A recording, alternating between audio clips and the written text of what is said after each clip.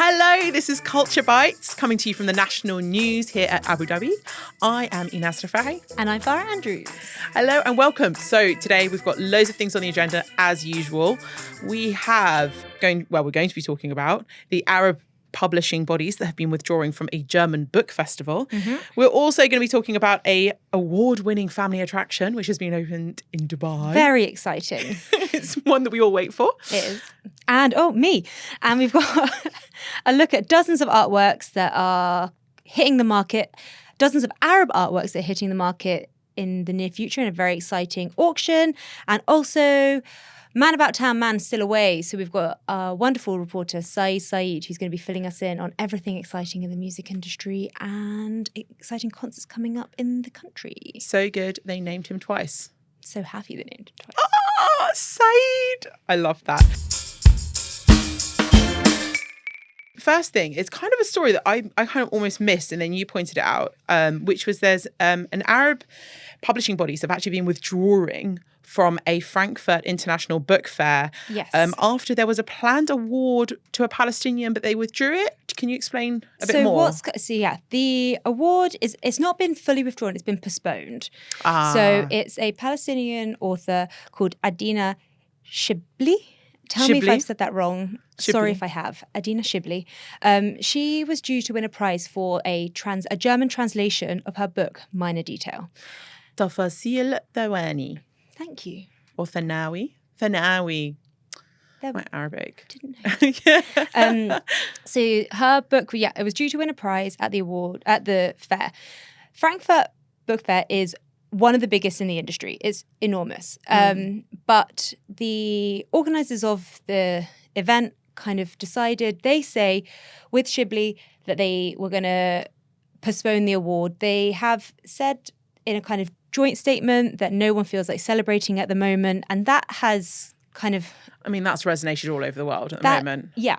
Simultaneously, the director of the book fair has said he's condemned the attacks in Israel, Hamas's attacks, and has said that there are special events planned at the festival to make Jewish and Israeli voices particularly visible, which, again, is important and not to no one can argue criticised. About that, yeah. The problem is that people have kind of taken the pausing and postponing of Shibli's award as kind of the muting Palestinian voices in a moment and promoting others, when it could have been quite...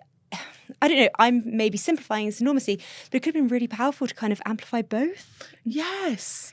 That's a bit of a shame. So who are the Arab publishers? Are there many that have withdrawn from this? So then this is simultaneously, yes. Okay. The Sharjah Book Authority has withdrawn. Emirates Publishers Association have also withdrawn from the event.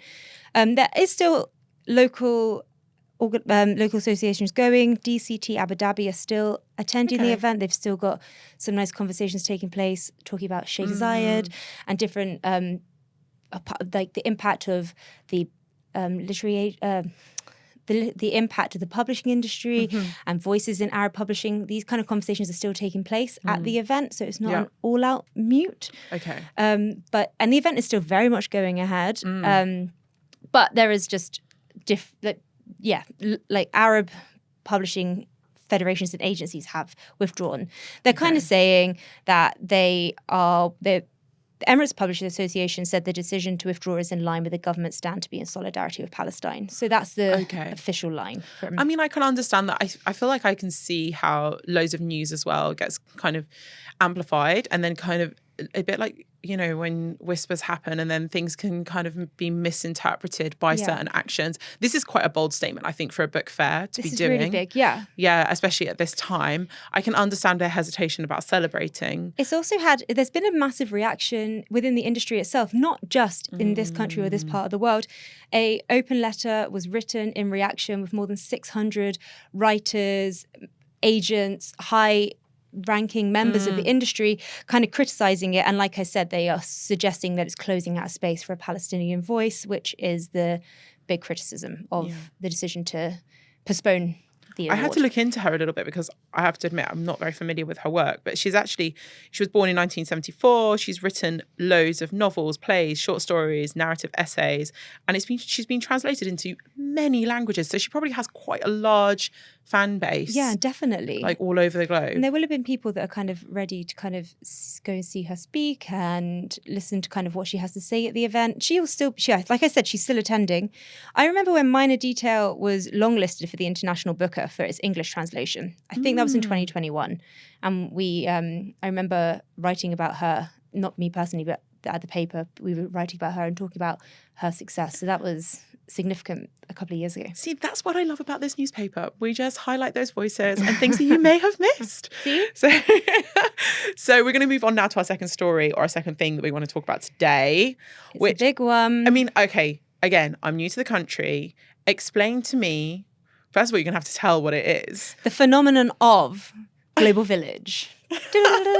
So you need to explain to me why this is it's such a big cultural thing here, and I need to go, clearly. I mean, yeah. So every season being kind of end of October to April, basically the cooler months, we have this enormous open air extravaganza called Global Village that reopens.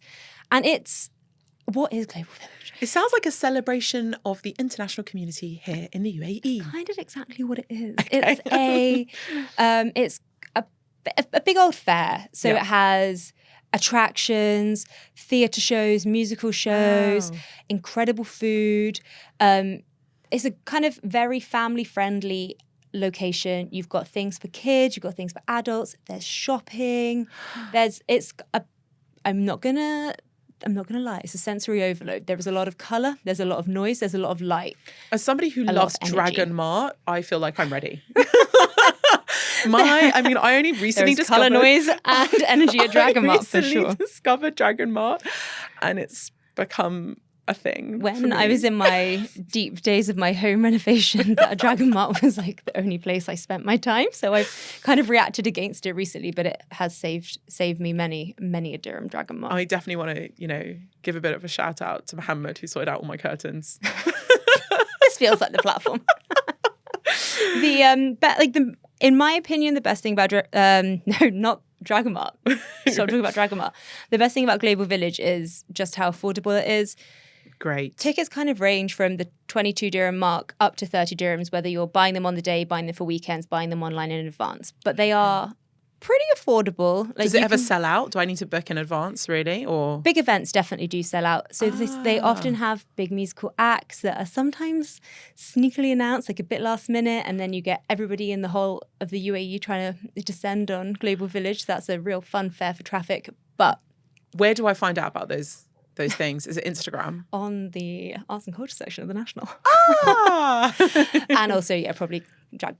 Why did I stop saying Dragon Mart? Global Village's Instagram. Yeah, they'll definitely have it. But but you don't have to go necessarily for a big event. There are kind of mini museums up there, and there are street shows and parades, and just like lots of high energy extravaganzas. And then throughout the year at Christmas, it turns into a wonderland. Oh gosh! They do the most this is really looking ahead. They do the most enormous New Year's Eve celebrations. For the last couple of years, what's been really nice, they've done fireworks every hour, kind of for all the visitors from Philippines, India, Pakistan. Beautiful. So they all kind of get their midnight celebration at the time that it turned midnight in those different countries, which is so nice. Lovely. Which is the kind of lovely global open-minded wonderfulness that they kind of celebrate. So that's a beautiful thing about it. And the fact that it's family friendly is great. So I'll put that definitely on the list. Yeah, the girls are going to be absolutely obsessed with it. And you will be obsessed with the food. There is so much to eat there. It is wonderful. Yes. I haven't been yet. So it opened yesterday on October the 18th, and it's going to be open until the end of April. So I've not been yet this season, but I had a quick look at their website to see if there's any interesting food and drink options. There's a Bosnian food place that I've never eaten Bosnian food, so I kind of want to go down and check that out. There's a place that, based on the name alone, I'm interested in. It's called Cheese Wheel Pasta. I'm going. Yeah, that sounds great. And also a lobster roll. spot. So they're just basically me listing things that I'm interested in. I was going to say, so you're interested in melted cheese and lobster. I mean, yeah. Who was it? That sounds great. And I remember once I had a friend who didn't like melted cheese, and I thought she was the strangest person. So weird. My dad doesn't really like cheese, and it makes Christmas great. More on the cheese board. But then there's also obviously regional favourites. So you've got some really phenomenal falafel stands, and just the food is amazing. Very, very affordable. Okay, great. I'm going to go, definitely. Especially when there's, as a mother, fussy children, if there's like ways that I can eat different food, but they're not encase them in a restaurant where they can be fussy. That's great. So you can kind of be checking out the different pavilions. It's kind of, everywhere's got a different kind of character, which is a different country. So you can be wandering along, you can be exploring, like there's the South Korean section, which I think is going to be very popular with the prevalence of South Korean culture at the moment. Then there's also like an Afghanistan pavilion, and more regionally like Lebanon, Morocco, Turkey, obviously UAE, Oman, Saudi all have pavilions. So it's real variety. Fun for everyone. Fun for everyone.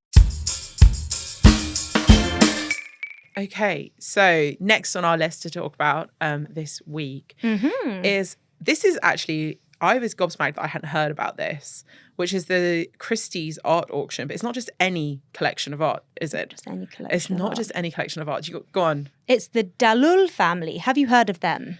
The Dalloul family. I have heard of them. I wouldn't say I'm very aware. Like whenever I think about big art families, I think of Jamil, obviously. Yeah. So they this sale of work, they're basically coming to Christie's, and the sale is going to take place in the UK, but they're bringing 48 spectacular, which I think is a very fair adjective, pieces of art from the family's collection, which has it was started by the parents, and it's been kind of ongoing as a collection for more than 6 decades. So that kind of framework for this collection of art makes it really quite significant.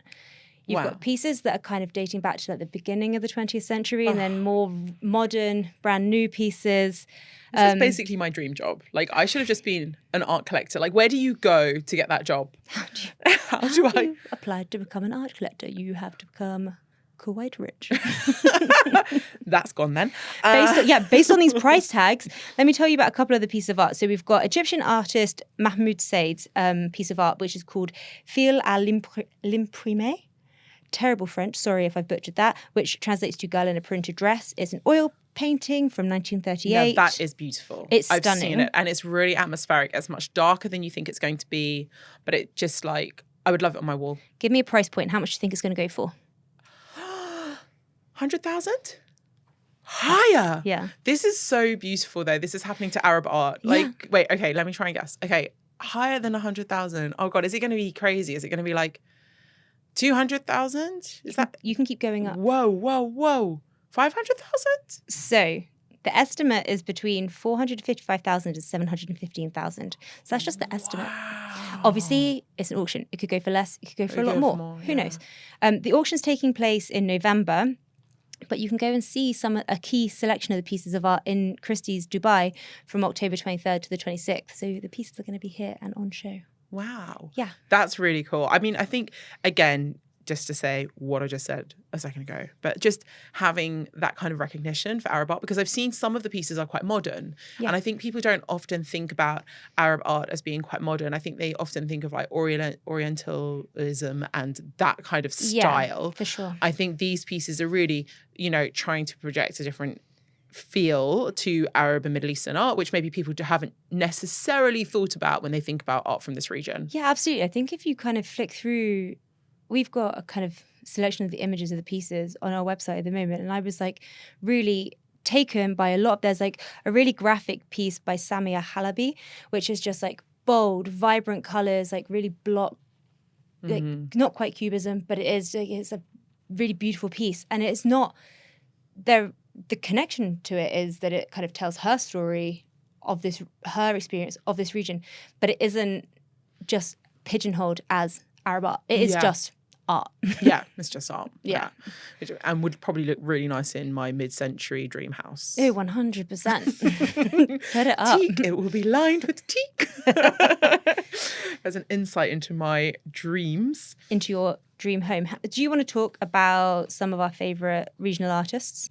This is so my favorite regional artist. Yes. Right. So it must have been a few years ago now that I went to go and see Mona Hatoum Muna Hatoum at the Tate Modern in the UK. And like her art is like very sculptural. It's all about, she's British Palestinian. She's often talking about like kind of, that, I suppose, international network of cultures that we deal with when you are living as a mixed race person or somebody who's in a country which isn't their own. And she's often exploring that narrative in her artwork. And she has like these huge pieces. Like one of them is like this big globe with like red neon lights going around it, like symbolizing the globe and things like that. So it's really atmospheric pieces. They're really beautiful. She uses sometimes like Arabic calligraphy as well in her work. So another piece that I really like from Mona is this piece called Plus and Minus, which is this large circular area of sand, which she kind of installs into art galleries. And it creates, there's a pivoting rod, which creates markings in the sand, and then but also takes them away, which is again about this kind of like what she's trying to communicate a lot through her art, which is, the feeling of belonging, not belonging, diaspora, what's going on here. I think a lot of people can put their own meanings onto that. It's mesmerizing. Yeah. I haven't seen it since it was in the Tate, but it's really, really, really beautiful. The piece of art you're describing, I feel so sure that I've seen it, but I don't think that I knew it's by a Palestinian artist.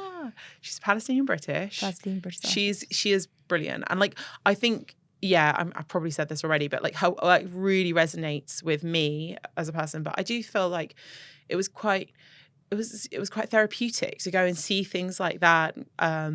These huge sculptural pieces where you can just let yourself be taken away with them. They become slightly hypnotic, don't they? You can kind of just like stand there and really take them in. Yeah, this is definitely really hypnotic. Was there the exhibition? Was it solely focused on her, or was it part of like a big group exhibition at the Tate? It was actually just on her, which is so nice. Yeah, I love that a lot. I know. I think like people are like, I think more and more art curators and galleries are trying to give more spaces. I mean, Mona, I think, is quite well known, but I think there's other artists now that are getting those opportunities, which is great. I do find it quite like a little bit worrying sometimes because when I used to go around art galleries as a younger person, I'd be like, oh wow, they're born in 1974. Oh, they've done this. Oh, great.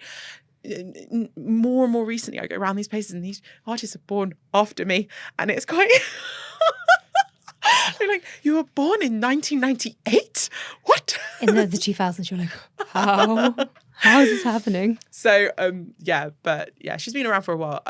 I definitely went twice when my baby girl was really little. So it was probably about 6 years ago now. Big shout out to all the parents who like going around art galleries when your babies are small because they can nap. They can nap in quiet rooms. And you can still be doing something and taking something wonderful in. Culture. Yeah. Great Instagram pics of like babies crawling around Very on cute gallery floors. I have actually got too many of those. That's a nice thing to have. It is a nice thing to have. I went to go and see O'Keeffe once, and I just remember that I've got this photograph of my daughter like by a large flower with her hands on the large flower. And it's just so pretty. And I'm just like, even if she takes nothing from this as like a small child, at least she's seen really beautiful things. Yeah, for sure.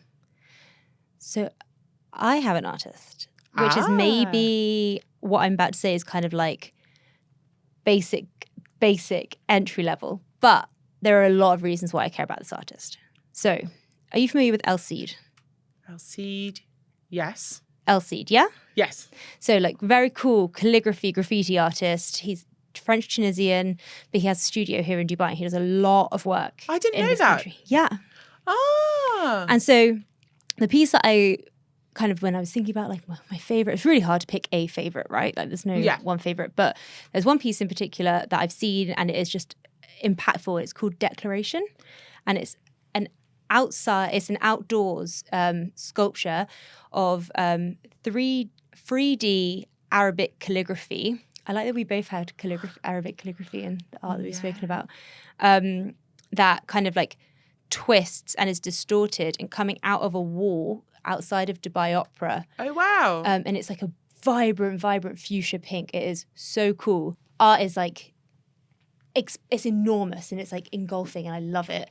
And then on the back of the wall is like white calligraphy and white writing. And it's... So this is for free then? You can just go and see it? Yeah, I am 99% sure it's still there.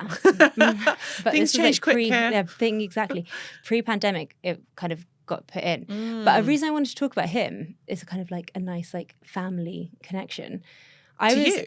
He's not in my family, but like a nice story with my family. My mum and I were out, and we were just in Al Sakal, which you need to come and visit. We're kind of wandering around, like visiting a few art galleries, like a nice day out. And we went into his gallery, and we had at the paper and like place I've worked in the past, like I'd interviewed him a couple of times, and he was like, his studio was there. So we just popped in and I was like showing her he is really focused on like calligraphy and like really beautiful, large size pieces. And she was looking at them. She didn't really know anything about this artist. She didn't really know particularly very much about like graffiti as like an art form at all. I was a really friendly person working in the gallery, and they were like, oh wait, there's someone here who can explain this better for you. And he was there. No. And he came down and he spent so much time talking to my mum about his work. And just like... She didn't know who he was. She knew she didn't know the impact of him, like, but she was just like this artist who cared enough to kind of walk her through like his work and like what he'd done. He does these like enormous murals that go on like the side of like whole communities in Cairo, and these like giant scale work. And then he was just there in his little art gallery talking to my mum, and I just thought, you are the nicest man and your work is beautiful. Wow.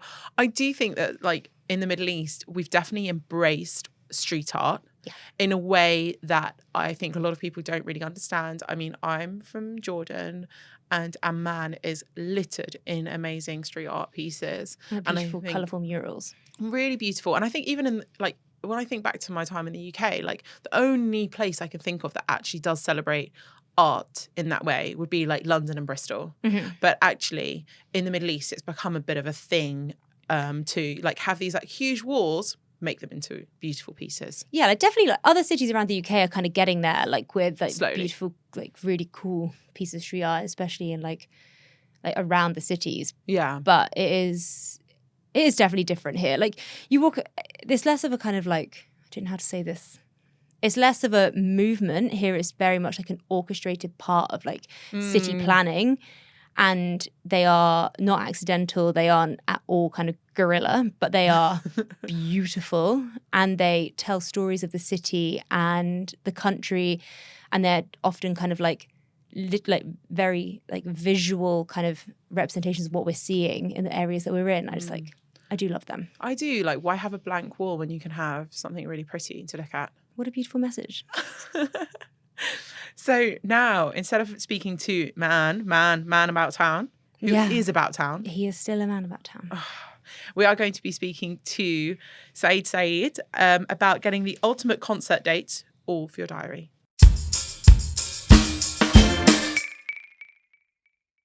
Hi, Saeed. Thanks for joining us. Saeed in the house.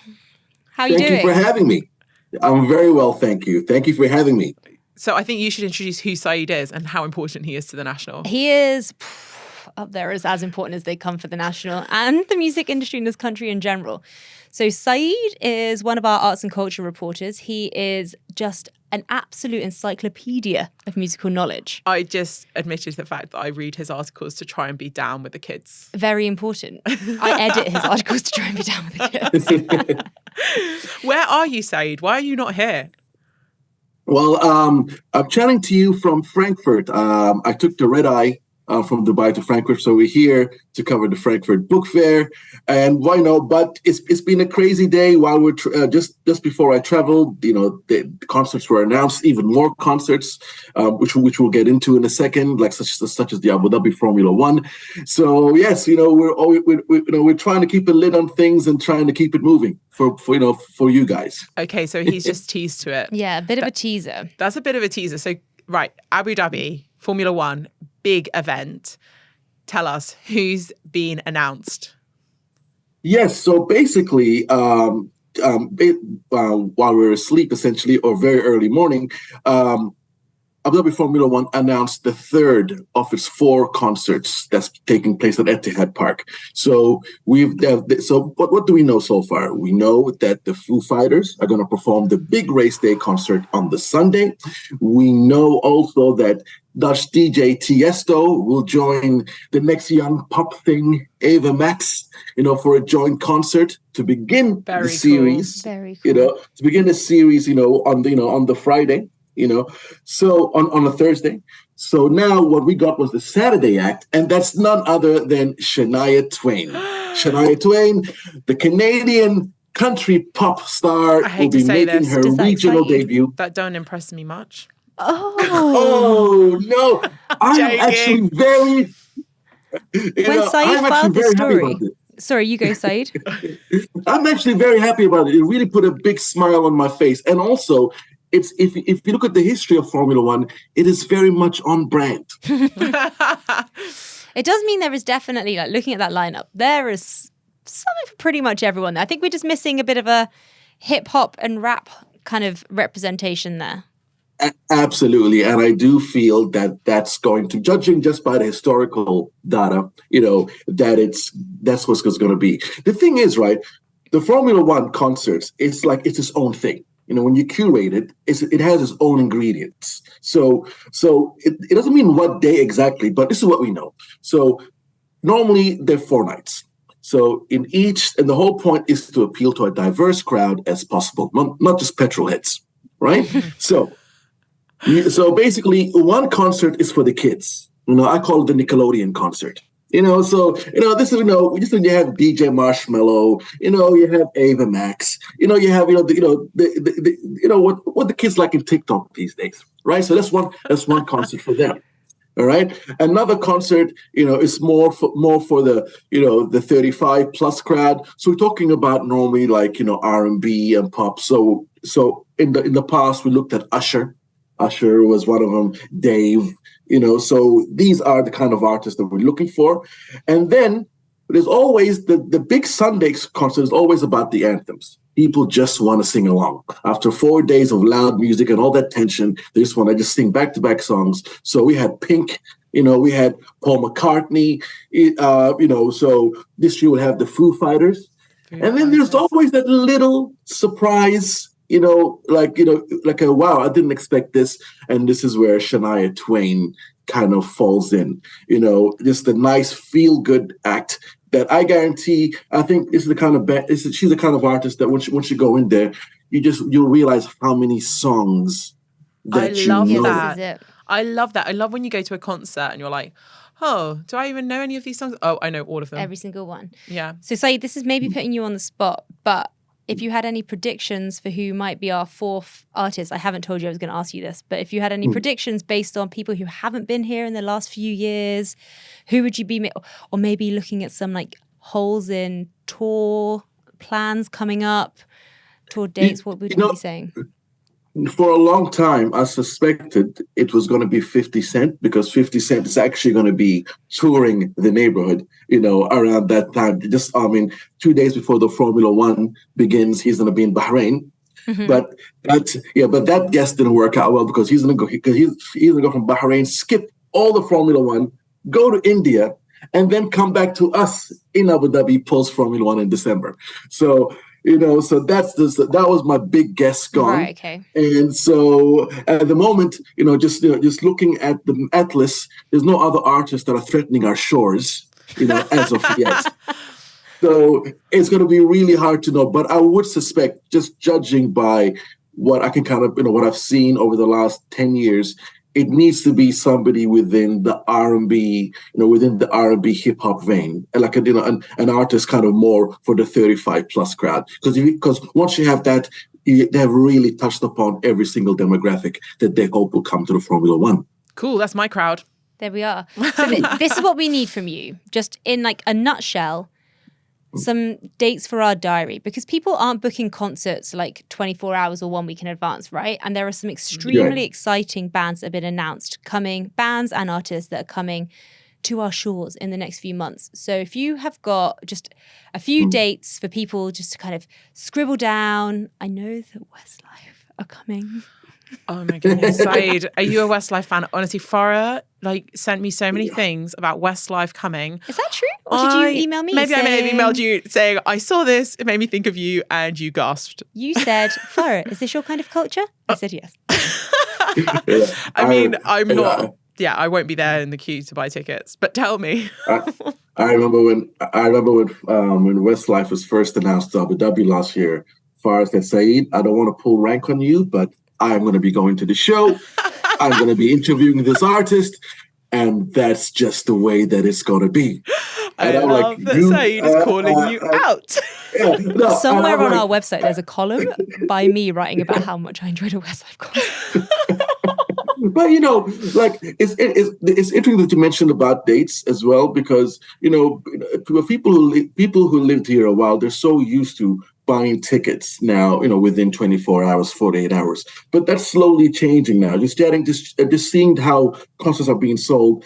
Tickets now are selling out faster than before. So this idea of just sitting back and waiting till the Saturday, the day before the concert to see it, I don't think it's the right idea. For example, Bryan Adams, he sold out 2 weeks ago, and he's playing November the 4th. Wow. So he's Are we having this conversation too late? So I think it's a good thing. So talking about calendars, I think guys look ahead, really start buying. So look, what's coming up? Just the last week, there's so many concerts that's being announced. So in Abu Dhabi, as I said, we have 50 Cent. So we have 50 Cent. He's coming on the 21st. Talking about that R&B night, this is something that I think that that you would love. There's a vintage R&B night happening at Etihad Arena on December 22nd. That's Akon and Neo. What? Yes. What a run up to Christmas. Yeah, right. Akon. Exactly. And Neo, Akon, they're still going. Nothing so festive like Akon and Neo. Yeah, it's like the Avengers of R&B coming together, and playing, and slaying the audience. There's also a reggae night happening at Etihad Arena on December 23rd, and that features the singer of UB40, Ali Campbell. So that's like back-to-back concerts in Abu Dhabi, the 21st, 22nd, and 23rd. Other shows that I'm personally very excited about, Dubai Opera on December the 12th is a great Grammy Award-winning group from Mali called Tina Reben.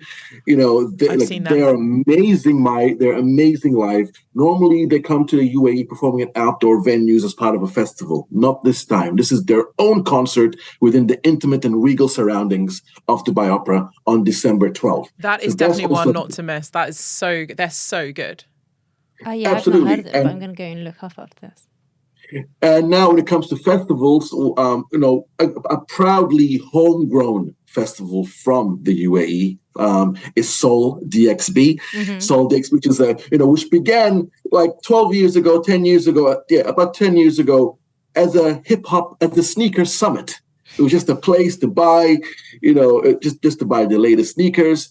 There was a little DJ playing in the background, and now it grew to become a multi-stage format with bringing the massive hip hop artists. We had Wu-Tang Clan performing, we had Black Star performing. So it's really one of a great hip hop festival. That's December the 8th and 10th at Dubai Design District, and the lineup will be announced soon. Cool.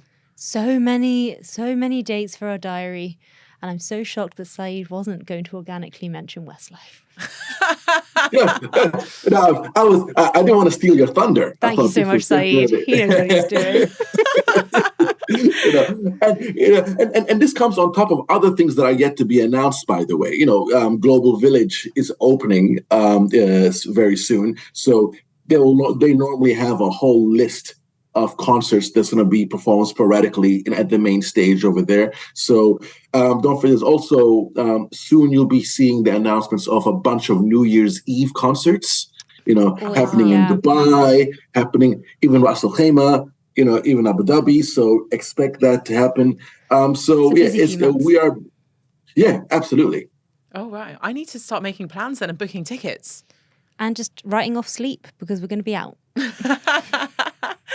That is great. Thank you so much, Saeed, for joining us. Thank you, Saeed. Thank you for having me. I appreciate you. Okay, so that's it for today. And thank you so much for listening. We promise we'll get you loads of interesting stories for next week. And if you like this episode, please follow and subscribe on your favourite podcasting app. And don't forget to tell all your friends and family about it. See you next week. Bye.